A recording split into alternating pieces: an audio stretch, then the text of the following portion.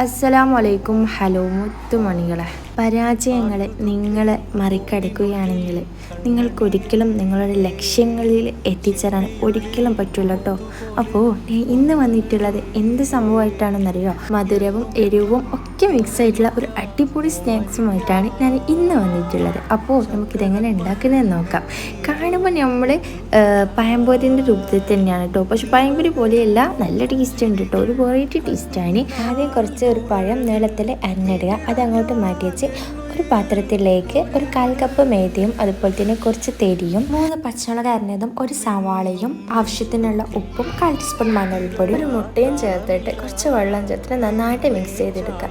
എന്നിട്ട് എന്ത് ചെയ്യുക, നമ്മൾ മാറ്റി വെച്ച പഴം ഇതിലേക്ക് ഇട്ട് കൊടുത്തിട്ട് കൈകൊണ്ട് നന്നായിട്ട് മിക്സ് ചെയ്തെടുക്കുക. എന്നിട്ട് ഒരു പാനിൽ എണ്ണ ഒഴിച്ച് കൊടുത്തിട്ട് നന്നായിട്ട് ഫ്രൈ ചെയ്തെടുക്കുക. അപ്പോൾ സംഗതി ഇത്രയേ ഉള്ളൂ. എല്ലാവരും ഒന്ന് ട്രൈ ചെയ്തെടുക്കുക. ഫീഡ്ബാക്ക് ആയിരിക്കാം. Love you. ബൈ.